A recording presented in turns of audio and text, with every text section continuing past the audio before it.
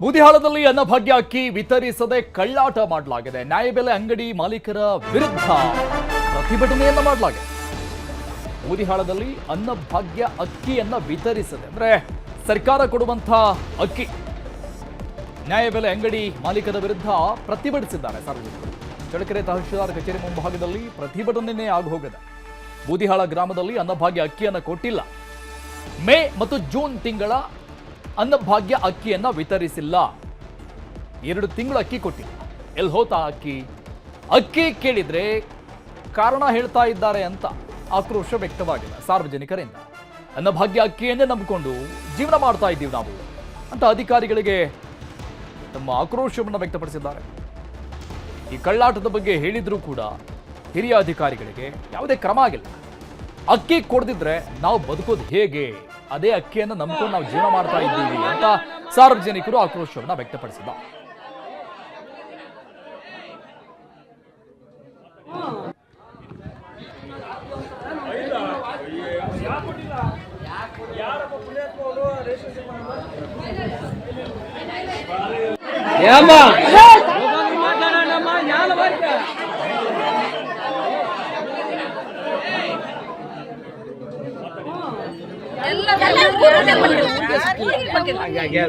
ಗ್ರಾಮದಲ್ಲಿ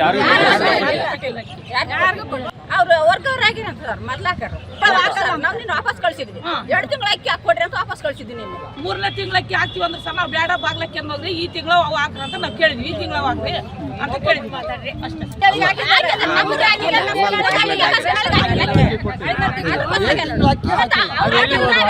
ಎಲ್ಲಿಗೆ ಹೋದ್ರು. ಡೀಟೇಲ್ಸ್ ಕೊಡ್ತಾರೆ ನಮ್ಮ ಪ್ರತಿನಿಧಿ ವಿನಯ್, ಸಂಪರ್ಕದಲ್ಲಿದ್ದಾರೆ. ವಿನಯ್, ಒಳ್ಳೆ ದೇವ್ರು ಕೊಟ್ಟರು ಪೂಜಾರೆ ಕೊಡ್ಲಿಲ್ಲ ಅನ್ನೋ ತರ ಏನ್ ಕಥೆ ಇದು? ಆಮೇಲೆ ಬಡವರು ತಿನ್ನೋ ಅಕ್ಕಿ ಮೇಲೂ ಕೂಡ ಇವರು ದುಡ್ಡು ಮಾಡ್ತಾರೆ ಅಂದ್ರೆ ಏನ್ ಹೇಳ್ಬೇಕು? ನಾಚಿಕೆ ಆಗ್ಬೇಕು ಇವರಿಗೆಲ್ಲ. ಏನ್ ಸಮಸ್ಯೆ ಅಂತ 2 ತಿಂಗಳಿಂದ ಅಕ್ಕಿ ಕೊಟ್ಟಿಲ್ಲ? ಅರುಣ್, ನಾನು ಚಿತ್ರದುರ್ಗ ಜಿಲ್ಲೆ ಚಳ್ಳಕೆರೆ ತಾಲೂಕಿನ ಬೂದಿಹಾಳ್ ಗ್ರಾಮದ ಸೊಸೈಟಿಯಿಂದ ಏನೋ ಪಡಿತರ ವಿತರಣೆ ಆಗ್ಬೇಕಾಗಿತ್ತು.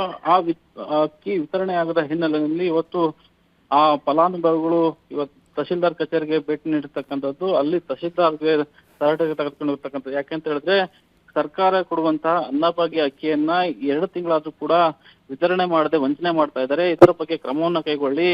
ಏನು ಬಡವರು ಇದನ್ನೇ ನಂಬಿಕೊಂಡು ಜೀವನ ಮಾಡ್ತಿದ್ದೀವಿ, ಒಂದೊತ್ತಿನ ಊಟಕ್ಕೂ ಕೂಡ ಅನ್ನಭಾಗ್ಯ ಅಕ್ಕಿಯನ್ನೇ ಬಳಸ್ಕೊಂಡು ನಾವು ಜೀವನ ಮಾಡ್ತಾ ಇರ್ತಕ್ಕಂಥದ್ದು, ಮತ್ತೆ ಅದನ್ನ ಬದುಕು ಕಟ್ಟಿಕೊಳ್ತಾ ಇರ್ತಕ್ಕಂಥದ್ದು.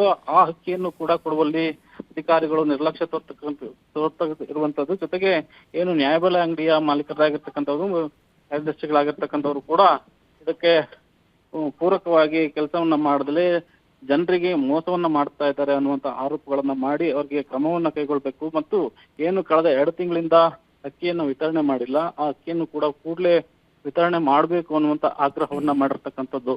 ಅರುಣ್, ಥ್ಯಾಂಕ್ ಯು ವಿನಾಯಕ್ ಡೀಟೇಲ್ಸ್ಗೆ. ಜುಲೈ ಆರಂಭ ಆದ್ರೂ ಕೂಡ ಬೀದರ್ನಲ್ಲಿ ಮಳೆನೇ ಇಲ್ಲ. ಒಣಗ್ತಾ ಇರುವಂತಹ ಬೆಳೆಯನ್ನ ಉಳಿಸಿಕೊಳ್ಳೋದಕ್ಕೆ ರೈತರು ಹರಸಾಹಸವನ್ನ ಪಡ್ತಾ ಇದ್ದಾರೆ ಬೀದರ್ನಲ್ಲಿ. ಇದಕ್ಕೆ ಸ್ಪ್ರಿಂಕ್ಲರ್ ಮೂಲಕವಾಗಿ ನೀರು ಉಣಿಸ್ತಾ ಇದ್ದಾರೆ ಬೆಳೆಗಳಿಗೆ. ಹಾಗೆ ಬಿಟ್ರೆ ಸುಟ್ಟು ಹೋಗ್ಬಿಡ್ತಾ ಇದೆ, ಅದು ಮಳೆ ಇಲ್ದೇನೆ ಒಣಗಿ ಹೋಗ್ಬಿಡ್ತಾ ಇದೆ. ಒಣಗ್ತಾ ಇರುವಂತಹ ಆ ಬೆಳೆಯನ್ನ ಉಳಿಸ್ಕೊಳ್ಳೋದಕ್ಕೆ ಒದ್ದಾಡ್ತಾ ಇದ್ದಾರೆ ರೈತರು. ಸ್ಪ್ರಿಂಕ್ಲರ್ಗಳ ಮೂಲಕವಾಗಿ ನೀರು ಹಾಯಿಸ್ತಾ ಇದ್ದಾರೆ. ವಿಲಾಸಪುರ ಗ್ರಾಮದಲ್ಲಿ ಸೋಯಾ ಬೆಳೆ ಒಣಗಿ ಹೋಗ್ತಾ ಇದೆ. ಮಳೆ ಕೈ ಕೊಟ್ಟು ಬಿಸಿಲು ಹೆಚ್ಚಾಗಿದೆ ಮತ್ತೆ. ಹಾಗಾಗಿ ರೈತರು ಸಂಕಷ್ಟ ಅನುಭವಿಸ್ತಾ ಇದ್ದಾರೆ.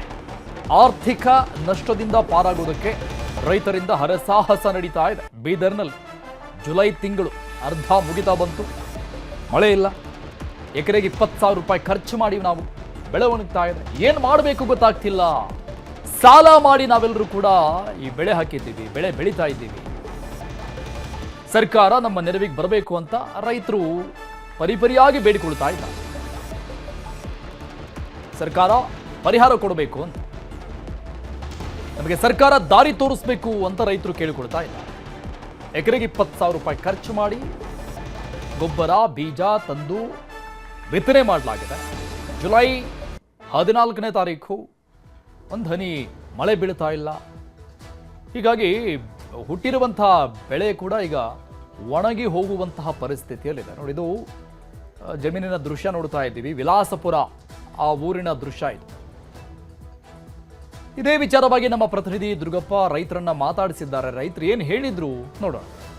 ಎರಡನೇ ವಾರ ಕಳೆದಿದೆ, ಆದರೆ ಮುಂಗಾರು ಮಳೆ ನಿರೀಕ್ಷಿತ ಪ್ರಮಾಣದಲ್ಲಿ ಆಗ್ತಾ ಇಲ್ಲ. ಹೀಗಾಗಿ ಬೀದರ್ ಜಿಲ್ಲೆಯ ರೈತರು ಮಳೆಯನ್ನ ನಂಬಿ ಬಿತ್ತನೆ ಮಾಡದಿರತಕ್ಕಂತ ರೈತರು ಇವತ್ತು ಕಂಗಾಲಾಗಿರ್ತಕ್ಕಂಥದ್ದು. ಸದ್ಯ ರೈತರನ್ನ ಮಾತಾಡಿಸ್ತಾ ಹೋಗ್ತೀನಿ. ನೋಡ್ರಿ 20 ದಿನ ಆಯ್ತು ಸರ್, ಮಳೆ ಇಲ್ಲ ಏನ್ ಬಿ ಇಲ್ಲ, ಪೂರಾ ಇದು ಆಗ್ಯದ. ನಮ್ಮ ಕಾರ್ಕಳಿ ಎಲ್ಲ ನಡ್ಗ್ಲತ್ತಾವ, ಪೂರಾ ಸಾಲ ತೆಗೆದು ಬೀಜ ಬಿತ್ತಿದೇವು ಸರ್.